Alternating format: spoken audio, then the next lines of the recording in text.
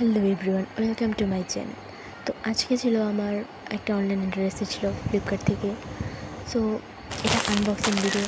তোমরা দেখে বলো ড্রেসটা কেমন হয়েছে, আমাকে কেমন লাগছে। লিঙ্ক চাইলে অবশ্যই কমেন্ট করো, আমি সবাই কিনবো। টাটা।